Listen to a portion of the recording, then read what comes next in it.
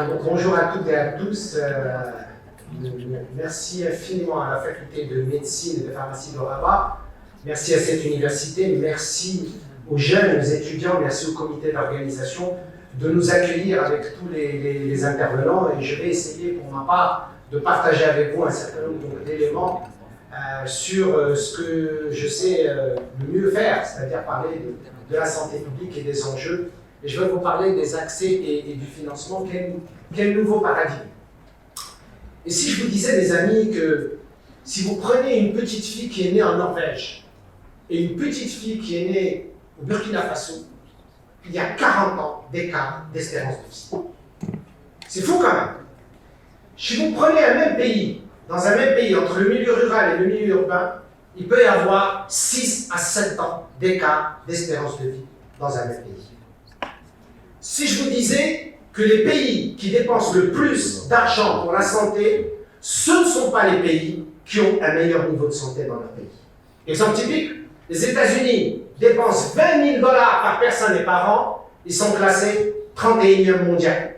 Si vous les comparez à Singapour, à l'Espagne, à l'Italie, ils dépensent 10 fois moins et ils ont un meilleur état de santé. Et je commence par ça en vous disant, c'est pas parce que vous mettez plus d'argent que vous aurez un meilleur niveau de santé dans un pays. Et si je vous rappelle un petit peu dans les systèmes de santé, on a toujours voulu que la santé soit quelque chose de solidaire, qu'on partage tous ensemble un financement pour qu'on ait accès aux services de santé tous. Ça, c'était le modèle de Bismarck et le modèle de Beveridge, qui était un modèle social. Et puis on est passé à un modèle beaucoup plus financier. Il faut l'accepter, mes amis. La santé est devenue un marché. C'est un marché sanitaire. C'est un marché sanitaire sur lequel nous devons avoir un certain nombre d'équilibres. De faire le compromis entre l'importance du secteur privé, mais le leadership du secteur public. Si dans tous les pays du monde, vous n'avez pas de leadership du secteur public, eh bien vous allez malheureusement déréguler votre système de santé. Et finalement, combien il faut pour que nous soyons tous en bonne santé au Maroc? Combien il faut qu'on paye? Est-ce qu'il faut qu'on paye 100 dirhams par habitant par an, 1000 dirhams, 2000 dirhams, 10 000 dirhams, 20 000 dirhams? How much? Combien est-ce qu'il faut payer pour qu'on ait un niveau de santé? Et finalement, est-ce qu'il faut aller chercher l'argent et voir quel niveau de santé il nous faut? Ou alors est-ce qu'il faut penser, et c'est l'objet de ma communication aujourd'hui, quel est le modèle de système de santé que nous voulons dans notre pays ou dans d'autres, et aller chercher donc le financement? C'est l'œuf ou la poule. Par quoi est-ce qu'on doit commencer? Et si vous voyez, mes amis, les écarts dans les dépenses de santé partout dans le monde, les écarts dans les dépenses de santé, vous allez voir que ce n'est pas ça ce qui fait qu'on soit en meilleure santé. Même si le Maroc a fait des efforts extraordinaires, on a multiplié par 10 le budget du ministère de la Santé. On a recruté des hommes et des femmes, on a créé des facultés de médecine, on a créé des CHU, on a développé le secteur privé. Oui, nous l'avons fait. Et le Maroc l'a bien fait. Mais l'enjeu n'est pas là. Est-ce que le niveau de santé de la population a changé? Oui, mes amis. Vous savez qu'à l'indépendance, l'espérance de vie des Marocains était de 47 ans. 47 ans était l'espérance de vie des Marocains. Aujourd'hui, elle est de 78 ans. Depuis notre indépendance, on a gagné 31 ans d'espérance de vie. Mais est-ce que l'accès aux services de santé est toujours aussi favorable? Et vous le voyez. Regardez l'écart entre le Maroc et la France. Si vous voyez le budget du ministère de la Santé en France et au Maroc, c'est 85 fois de différence. Si vous prenez l'assistance publique des hôpitaux de Paris, 38 hôpitaux, c'est 3 fois le budget du ministère de la Santé. Donc mes amis, ce n'est pas l'argent qui compte. L'argent contribue. Mais l'enjeu, c'est la gouvernance, c'est la façon dont on va permettre l'accès aux services de santé. Regardez mes amis les dernières publications sur les pays en meilleure santé dans le monde et ceux qui dépensent le plus. Prenez Hong Kong, Singapour, prenez l'Espagne. L'Espagne qui est classée la première dans l'état de santé de sa population par rapport à ce qu'elle dépense. D'un autre côté, vous avez les États-Unis qui dépensent énormément. Et les États-Unis sont classés 31e mondial. C'est pas l'argent qui compte. L'argent, ça contribue. C'est quelle est votre politique de santé? Est-ce qu'elle est régionale? Est-ce qu'elle répond aux besoins de santé de la population? Est-ce que vous pensez que les besoins de santé de la population de Tanger, Téton et Hoceima, c'est la même chose qu'à Laïnou, c'est la même chose qu'à Smara, à Oujda, à Fès? Il y a des besoins de santé de la population au niveau de cette région et il faut y répondre de façon importante. Regardez encore une fois les derniers classements par rapport à ce qu'on paye. Et bien encore une fois, Hong Kong, Singapour et l'Espagne. Et ce ne sont pas les pays qui dépensent le plus pour l'argent. Alors peut-être vous donner quelques éléments, et je ne vais même plus passer de présentation pour que vous puissiez me regarder, parce que sinon vous allez regarder l'écran. Est-ce que ça ne doit pas dépendre d'un certain nombre d'arguments? Oui mes amis, le premier argument, c'est un argument démographique. Il y a plein de jeunes dans cette salle et j'en suis heureux et ravi et merci d'être là et merci de nous inviter. Mais mes amis, partout dans le monde, le vieillissement de la population est un enjeu majeur. En 2050, un Marocain sur 4 sera considéré comme personne âgée. Aujourd'hui, c'est 13%. Combien vous avez de gériatres au Maroc? Combien est-ce qu'on pense à la gériatrie? Ça, c'est un enjeu majeur. Et j'espère que nos facultés vont former dans le futur aussi des gériatres parce qu'on en aura besoin. Deuxième chose, partout dans le monde, nous sommes connectés. Vous savez qu'au Maroc, il y a plus de téléphones portables que de population. Il y a 44 millions de téléphones portables dans les 37 millions, les amis. Qu'est-ce que ça veut dire? On est une génération branchée. Cette génération branchée, est-ce que ça va changer quelque chose à notre niveau de santé? Ça, c'est important de le considérer. Je vous l'ai dit, nous avons des écarts de santé entre le rural et l'urbain. Encore aujourd'hui, en 2025, il y a encore des écarts entre les pauvres et les riches. Ça s'appelle, mes amis, l'inéquité.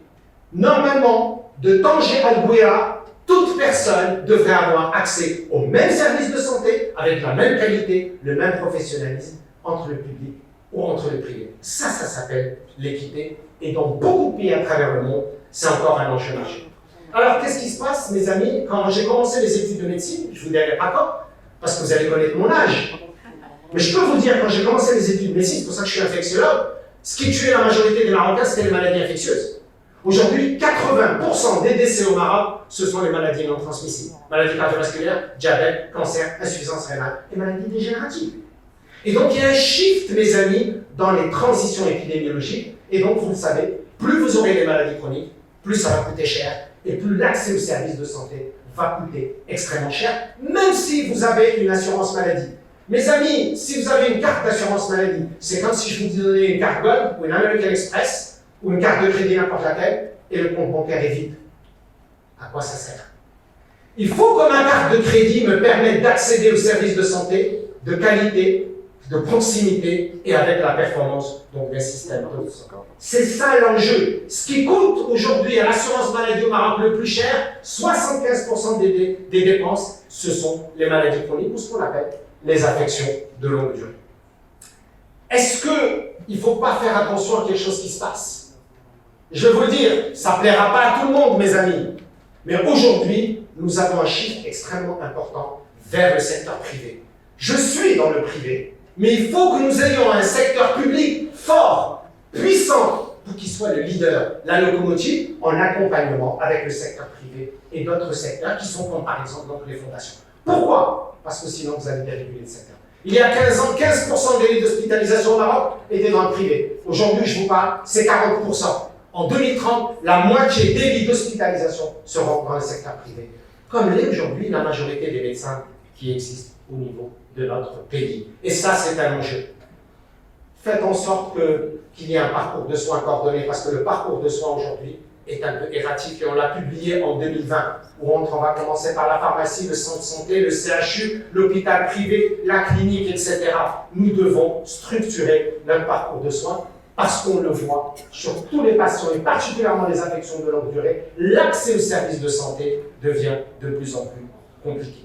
Et finalement, comme je vous ai dit tout à l'heure l'histoire de la carte de crédit, si vous voyez combien nous coûtent les services de santé, combien ça coûte ce parcours entre la pharmacie, le centre de santé, le cabinet, la clinique, le centre hospitalier régional préfectoral, le CHU, la clinique, vous vous apercevez que finalement, je m'aperçois à ce que je paie la majorité des dépenses de la santé. Et ça, c'est une réalité. L'OMS, elle vous dit 25% des dépenses de la santé, c'est le maximum qui doit sortir de votre poche, ce qu'on appelle out of pocket.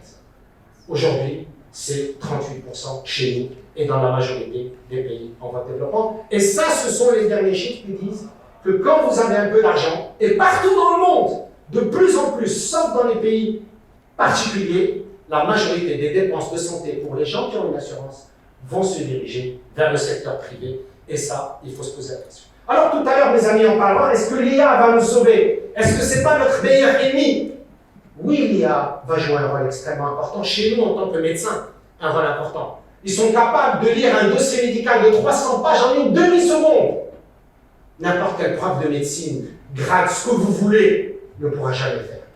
Mais est-ce que ça m'amènera les médicaments Edbugmez ou Etaloui ou Ajinrir ou Asmara?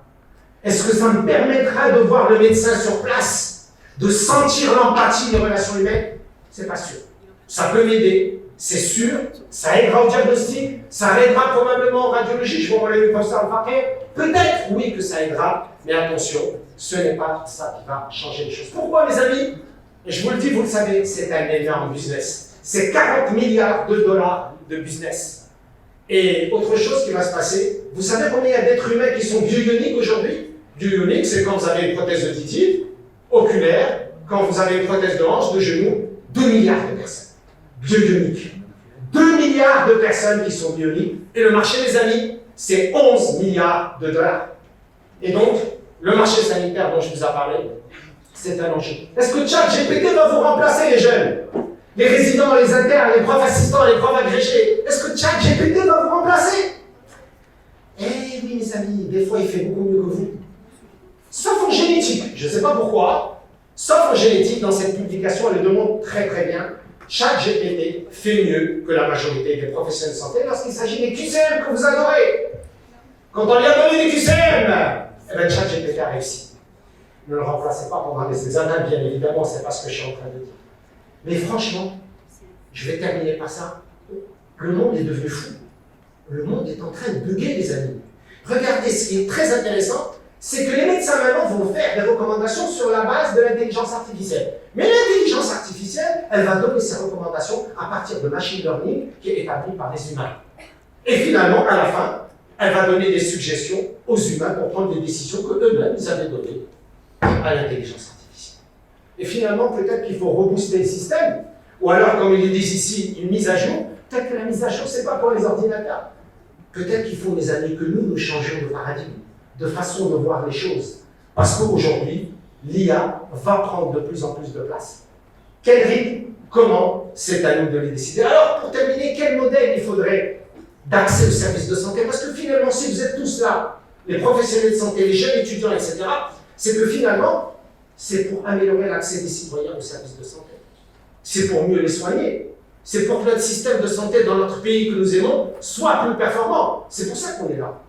On n'est pas là parce que pour avoir des titres ou uniquement gagner de l'argent, parce qu'on est aussi là pour améliorer l'accès. Et c'est ce dont je voulais vous parler ce matin. Ben pour améliorer l'accès, il faut peut-être qu'on change donc de paradigme. Il faut qu'en même temps que l'État soit fort pour gérer les services de santé publics, le privé doit être un acteur également de ce changement social. Ça existe, mes amis, dans plusieurs pays du monde. On peut confier au privé des missions de service public. C'est extrêmement important si vous voulez que votre système reste régulier.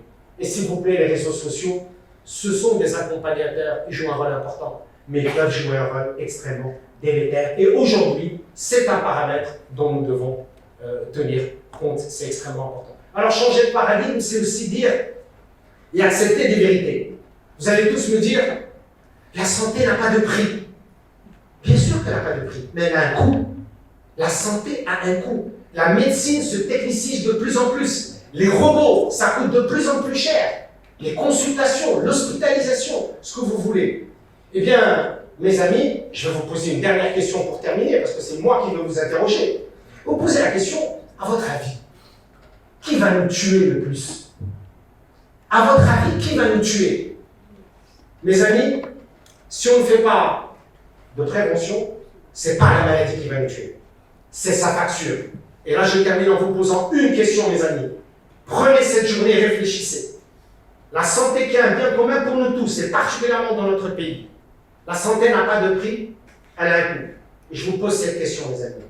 Pour terminer dans ce magnifique TEDx, dans cette salle. Who will pay? Qui va payer? Le citoyen, l'État, les collectivités locales? À quel pourcentage chacun? Quand on aura réfléchi à cette question, sur ce bien commun et de dire Qui va payer? On aura répondu à une question, à mon sens, qui est essentielle, qui est de dire, si nous voulons que notre pays soit en bonne santé pour assurer son développement socio-économique et humain, comme le souhaite Sa Majesté, eh bien, il faudra répondre à cette question un jour ou l'autre. Je vous assure, ce n'est pas toujours les politiques qui vont vouloir répondre à cette question, et j'espère qu'on y répondra tous ensemble. Merci infiniment.